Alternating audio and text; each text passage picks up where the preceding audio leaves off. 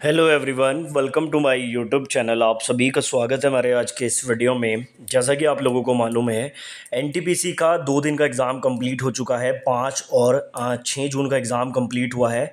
आज यानी कि 7 जून को एग्ज़ाम नहीं है और इसी के बारे में हम लोग बात करने वाले हैं कि अभी तक का जो एग्ज़ाम हुआ है उसमें किस तरह का लेवल देखने को मिला है, क्वेश्चंस कैसे आ रहे हैं और उसके हिसाब से जो कट ऑफ रेंज है वो क्या बन रहा है अभी तक का। आगे जो अपडेट है वो भी आपको मिलता रहेगा, क्योंकि एक हफ़्ते पहले मेरा चैनल जो हैक हुआ था और अभी एक हफ़्ते बाद बड़ी मुश्किल से रिकवर हुआ है। तो एक हफ़्ते तक कोई वीडियो नहीं आया। काफ़ी लोगों ने व्हाट्सएप पर, टेलीग्राम पर मैसेज करके पूछा, तो अच्छा लगता है ये सब देख के। तो आज के इस वीडियो में कुछ इंपॉर्टेंट पॉइंट डिस्कस करने वाला हूँ, जैसे एनटीपीसी का एग्ज़ाम का लेवल कैसा रहा है, कट ऑफ के बारे में बात करेंगे। कुछ और अपडेट है एनटीपीसी एग्ज़ाम के रिगार्डिंग, वो भी हम इस वीडियो में डिस्कस करने वाले हैं। मेक श्योर कि आप वीडियो एंड तक देखें। हमारे चैनल की एक ही स्पेशलिटी है कि छोटे से वीडियो में आपको ऑथेंटिक इन्फॉर्मेशन दी जाती है, इसलिए आप लोग चैनल को सब्सक्राइब करके बेल आइकन को प्रेस करना ना भूलें। आगे बढ़ने से पहले एक और इम्पॉर्टेंट अपडेट है आप लोगों के लिए। एनटीपीसी ग्रेजुएट का एग्ज़ाम तो चल रहा है, लेकिन एनटीपीसी 12th का जो एग्ज़ाम है वो जल्दी होने वाला है। तो उसकी प्रैक्टिस करने के लिए आप लोग टेक्स्ट बुक पास प्रो का यूज़ कर सकते हैं। सिंगल पास में आपको 1.5 लाख से ज़्यादा मॉक टेस्ट मिल जाते हैं। लगभग 800 से ज़्यादा एग्जाम्स की टेस्ट सीरीज़ आपको मिलती है। 22 लाख से ज़्यादा एक्टिव यूज़र हैं। 12+ लैंग्वेज में टेस्ट लगा सकते हैं। EG10 कोड का यूज़ करके 12% का डिस्काउंट भी आप लोग यहाँ पर ले सकते हैं। डिस्क्रिप्शन में लिंक है, उससे परचेज करोगे तो आपको डिस्काउंट मिल जाएगा। साथ ही आपको बता दूं, केवल और केवल एनटीपीसी के लिए 1500 से ज़्यादा टोटल टेस्ट आपको यहाँ पर मिलते हैं। 13 फ्री टेस्ट भी मिलते हैं और भी बहुत कुछ आपको मिल जाता है, जैसे आपको topic wise test, previous year test, सब कुछ आपको यहाँ पर मिलने वाला है। फ्री टेस्ट सीरीज़ का लाभ भी आप लोग ले सकते हैं, तो लिंक मैंने डिस्क्रिप्शन में दिया है। अभी जाकर इसको परचेज कर लीजिए और यहाँ पर आपको जो है फ्री टेस्ट सीरीज़ के साथ साथ पेड टेस्ट सीरीज़ भी मिल जाएगी और EG10 कोड का यूज़ करके आप डिस्काउंट भी पा सकते हैं। तो सबसे पहले तो बात करते हैं हम लोग यहाँ पर एनटीपीसी में जो अटेंडेंस है वो काफ़ी कम देखने को मिल रहा है। देखो, जैसा कि आप लोगों ने यहाँ पर देखा, 5 तारीख का जो एग्ज़ाम था उसमें 49.49 जो उपस्थिति है वो यहाँ पर देखने को मिली। अजमेर की तरफ से प्रकाशित होने वाले न्यूज़पेपर में बताया गया कि 35,000 अभ्यर्थियों को बुलाया गया था, 17,000 से भी कम अभ्यर्थी आए हैं, मतलब 49% के आसपास अटेंडेंस रही है। उसके बाद 6 तारीख का जो एग्ज़ाम है उसका अपडेट भी यहाँ पर आ चुका है कि कितनी अटेंडेंस रही है। तो इसमें भी अगर आप लोग देखोगे, 35,064 अभ्यर्थियों को बुलाया गया था, जिसमें 17,782 अभ्यर्थी प्रेजेंट रहे हैं। लगभग 50% के आसपास अटेंडेंस यहाँ पर देखने को मिल रही है। जबकि रेलवे के किसी भी एग्जाम में अगर देखें तो 60 से 70% के बीच में अटेंडेंस रहती है।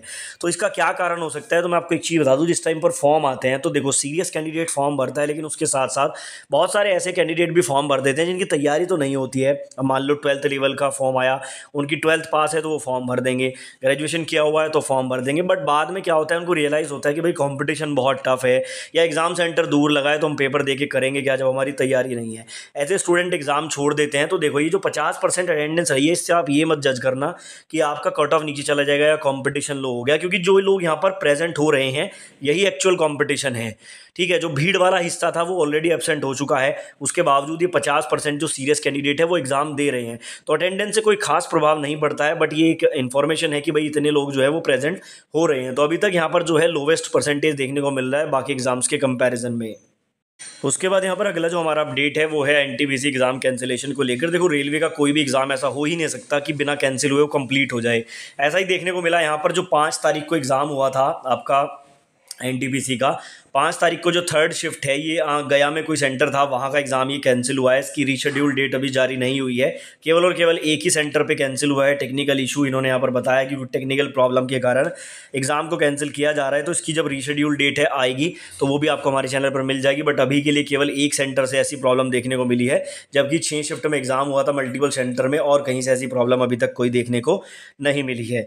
तीसरा पॉइंट बात कर लेते हैं यहाँ पर, एग्ज़ाम का लेवल कैसा है। तो देखो, अभी तक जो 2 दिन का एग्ज़ाम हुआ है, 6 शिफ्ट में एग्जाम कंप्लीट हुआ है, तो मैक्सिमम जो मैं रिव्यू देख रहा था उसमें ऐसा बताया जा रहा था कि भाई जो मैथ और रीजनिंग है उसका लेवल मॉडरेट आ रहा था। ठीक है ना, इजी लेवल किसी ने नहीं बोला ज़्यादा, मॉडरेट लेवल बता रहे थे। बट जो जीके जीएस है 40 नंबर की, ठीक है, ये दोनों कितने के आते हैं, 30-30 नंबर के आते हैं। लेकिन जो 40 नंबर की जीके जीएस है उसमें स्टूडेंट फंस रहे हैं, और फंसेंगे भी, क्योंकि देखो जीके जीएस का एक तो सिलेबस बहुत वाइड होता है, और एनटीपीसी में असली जो कंपटीशन है वो जीके जीएस की वजह से ही होता है। ठीक है, जीके जीएस का सिलेबस वाइड होने के कारण किसी का भी पूरा संपूर्ण कंप्लीट नहीं होता है। उसके बाद क्वेश्चंस भी थोड़े डिफिकल्ट आते हैं, तो यहाँ पर डिफिकल्टी देखने को मिल रही है जीके जीएस वाले पोर्शन में।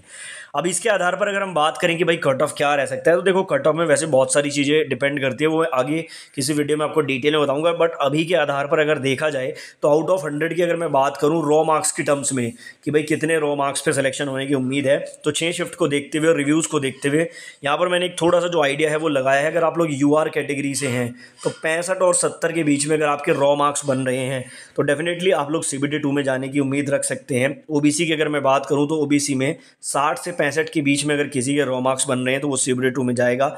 एससी की अगर मैं बात करूं तो 55 से 60 के बीच की जो रेंज है वो अभी तक की सेफ लग रही है।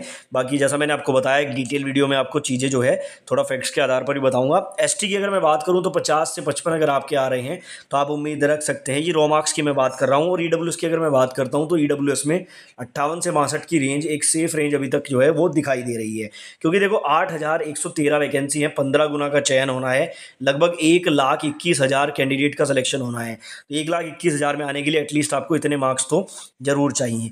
बाकी नेक्स्ट वीडियो में डिटेल में इस पर चर्चा करेंगे। अभी तक के लिए अपडेट्स थे, आगे की अपडेट्स पाने के लिए हमारे चैनल को सब्सक्राइब करना ना भूलें।